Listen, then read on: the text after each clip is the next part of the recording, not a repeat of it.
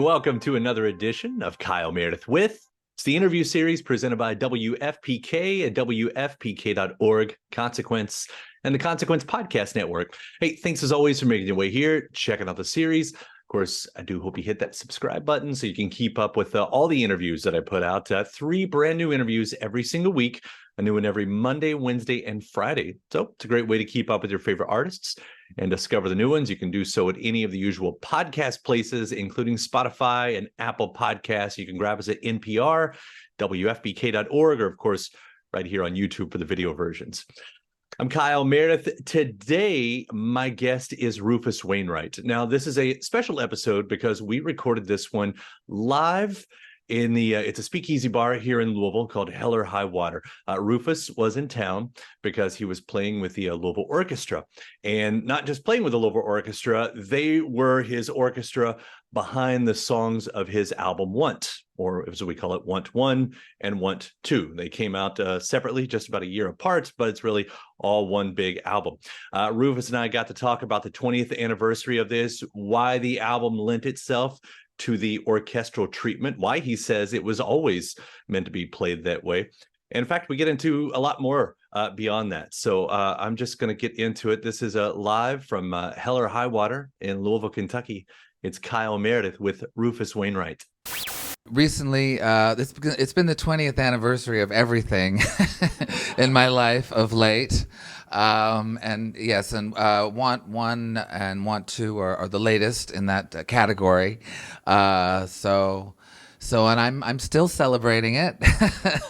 I don't, but I don't think there'll be that much more to celebrate in those until my wedding anniversary or something. But those were such big records, and they really did a lot for me, especially in Europe.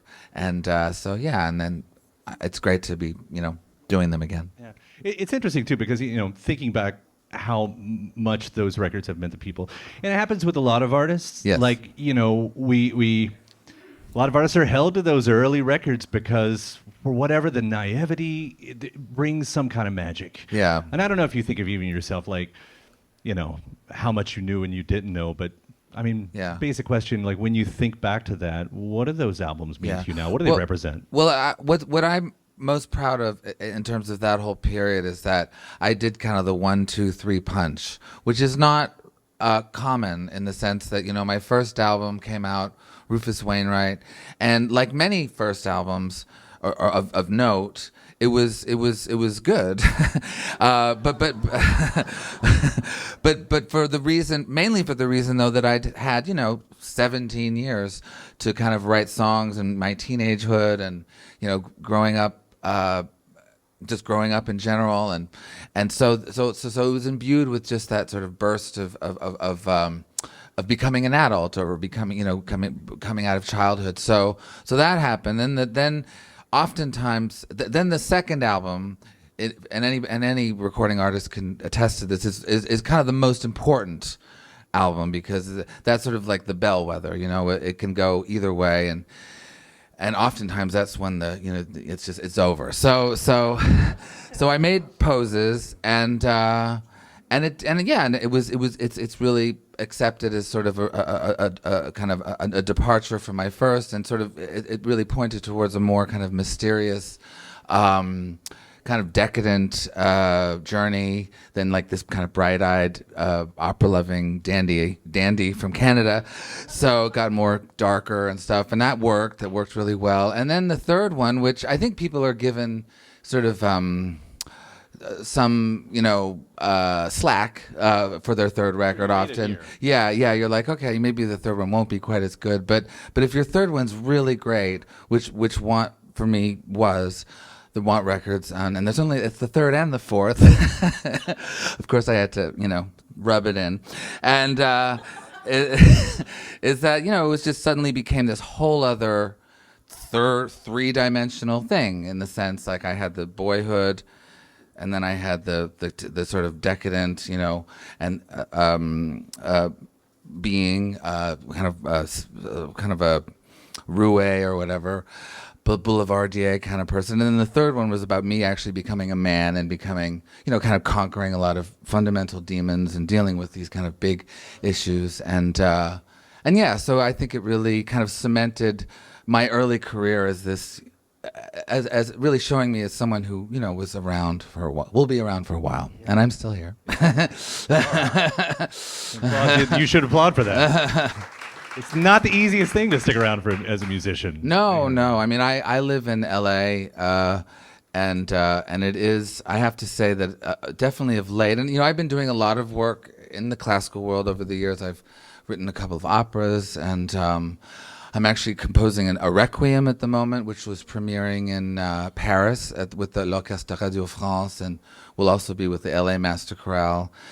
So I'm very involved in that world, but I still live in LA. I still live in the belly of the beast, and I'm prone to definitely fall into that whole cycle and try to chase that carrot and stuff, and it's horrifying.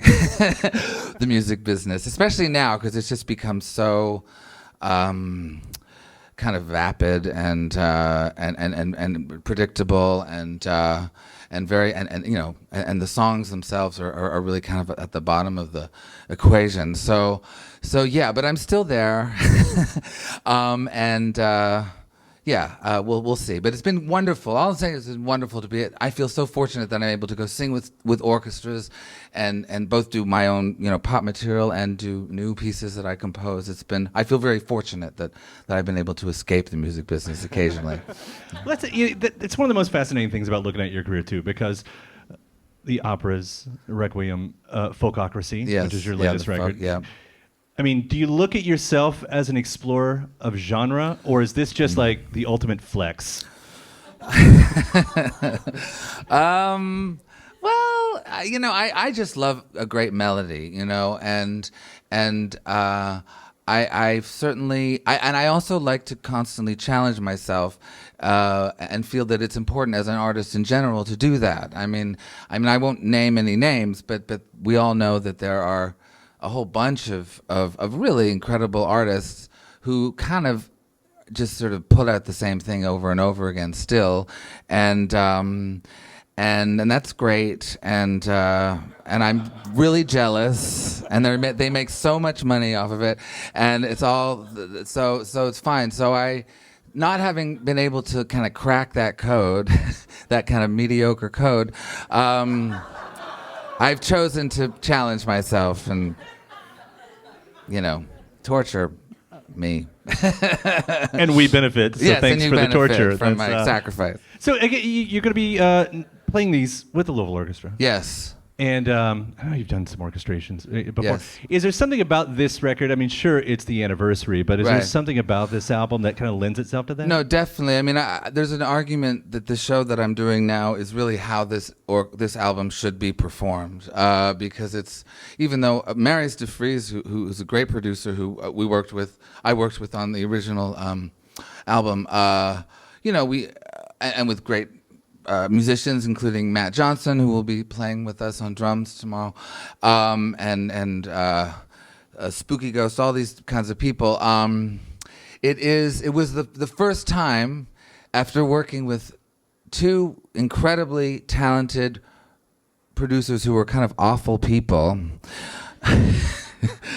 who've always made me feel bad, but they were great producers. That's John Bryan and Pierre Marchand, and but they always made me feel really bad about me wanting to kind of be this sort of very how should I say it, very Baroque kind of grand, kind of musically big person, and then finally with Marius de Vries, he thought it was so fantastic, and he would just sit there and like lay it on me, And to be fair to the two awful guys before him, it was good for me to have a lot of that strife, to go through a lot of those battles, and they were probably right in certain cases, in terms of editing my flamboyance occasionally. But by the time I got to Marius, he was so excited to just partake in this, vision that I had, which was essentially orchestral, with the songs and how I wanted them presented. So it's amazing to do it with an orchestra finally. Yes, it does. I mean, some artists, Bob Dylan, write 60 versions of one song. I mean, Right. does it allow you to kind of go back and reimagine some of these, or is it just to build it? Like, what is it? What is the vision? Well, the vision, maybe the vision with both albums, that the first is sort of a male version of myself, and the second album is a female version, in the sense that it's the light and the dark. Before I actually went into the studio to record these albums, but before then I'd had a real battle with drugs and alcohol. I went to rehab and stuff, and I wrote a lot of the songs, during that, before and during that whole debacle. But then once I got into the studio, I was pretty clear, and was able to sort of just focus fully on the music. And so the first album, one I think, is more the sort of valiant knight who is trying to defeat the dragon and so forth, and so it's very bright and positive. The second one is sort of, on the cover I'm dressed as the Lady of Shalott, so it's more the sort of remaining mystery and sort of untamed spirit that is with everyone, even though they think it isn't. And you could, I'm reading about, was that Hadrian? Yes, Hadrian, yes. And that's the next opera. Well, that's finished, yeah. Hadrian is composed. But hearing it, even about the storylines that coming off of reading about that, and where did that one come? Because you get to kind of lean into the stuff you're talking about. It sounds like a little bit more too. Just in terms of this historical. Yeah. Well, I've always been. Look, I became a huge opera fan when I was about 13, and I have a 13-year-old daughter now, and she's amazing. Her name is Viva. She's incredible. She's a wonderful person, and I couldn't be happier. I am struck though by how weird I was at that age. Like, I was listening to Verdi's Requiem and Wagner and stuff. So I was a very unusual child, and sometimes I have to sort of check myself and realize that I can't expect her to be doing that as well. Though she's not averse to it. She is interested in it. She's like, I like listening to it. I hate going to the opera. but it's so I developed this intense passion for opera, which has remained over the years, and thankfully I was able to put it into my songwriting in a kind of way that really set me apart at the time from other up and coming artists. So yeah, I heard the version of He Loved, and just knowing, yes. It's so incredible, and I do mean this. It's so incredible how you can take something meant for one thing, like an opera, yes. and now we can make it a folk song. I do transfer, some of the. Look, I just want it to be effective and moving. I think moving is the main thing. I mean, it's very interesting. My she's really into Taylor Swift right now, and so I've really been going through the education of that, and it's fascinating because it isn't. Look, I want to remain open-minded, and I actually think it's very impressive what she does, and there's a lot of stuff that I could never even dream of accomplishing. But so on the way to school, it's like a constant thing, and there's certain songs I like better than others. But then when I drive back home after dropping Viva at school, I put on the Met Opera channel, and the other day I did that, and they were playing Pagliacci, which is it's a great opera, but it's one of the more sort of it's a little bit schmaltzy. It's super kind of lowbrow in a way, but the music's great. But then when they do that aria, Vesti la Giubba, I was like in tears, in the car, and it is I like stuff that makes you cry and moan and shake, and some Taylor fans would say the same thing, right? I guess so. Sure. I guess so. It hasn't happened for me yet with Taylor, but I'm not saying it won't. I'm open to it. Sure. Yeah. Yeah. Yeah. I certainly appreciate what you do. Oh, and we love your music so much. Thank you, Rufus Wainwright. Thank you so much. Thank you. Thank you so much for being here. Thank this you. has been such a pleasure. Great. And an honor to have you. And you have a great face. Don't worry. Put it on my bio, y'all. And thanks to my guest. Also, thanks to you for checking out the episode in the series. Before you get out of here, hit that subscribe button.